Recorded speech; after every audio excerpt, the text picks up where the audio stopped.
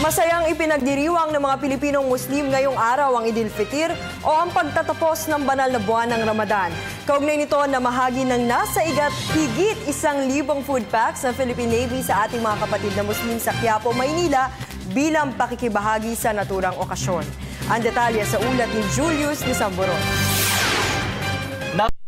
1,000 food packs ang ipinabahagi at pinagsaluhan ng ilang matataas na opisyal ng 7th Marine Brigade ng Philippine Navy at ilan nating kapatid na Muslim kasabay ng pagdiriwang ng Idil Fitr o pagtatapos ng Ramadan. Sa kanilang pagtungo sa Golden Mosque, Maynila, sinabi ni Brigadier General Benjamin Espiritu na sa kabila ng pagiging Kristiyano ay nakikiisa sila sa Muslim community.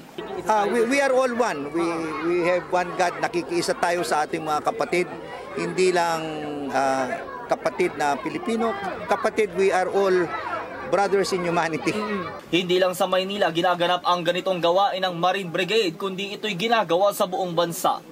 Yung Marine Brigade sa Philippine Navy ay nasa Western Mindanao, Mindanao, at itong mga nandito ay ating mga kapatid. So this is our way of showing solidarity, showing unity, pagkakaisa sa holy month of Ramadan. Samantala, tulad ng nakakugalian sa araw ng pagtatapos ng Ramadan, magkakaroon ng salo-salo ang mga Muslim bilang pagpapakita ng pagkakaisa, pagkakaibigan at pasasalamat kay Allah sa mga kaloob nitong biyaya. Nagpasalamat din ang ilang Muslim leaders sa buong bansa na sila'y nakatapos ng isang buwang pag-aayuno sa pamamagitan ng hindi pagkain o pag-inom sa pagitan ng pagsikat at paglubog ng araw. Paniniwala nila sa Allah subhanahu wa ta'ala, doon talaga nakasentro ang kanilang buhay. Istriktong sumusunod ang mga bawat patakaran at kaugaliang ito na siyang naaayon sa Islam. Para sa Telebisyon ng Bayan, ako si Julius de Samboron.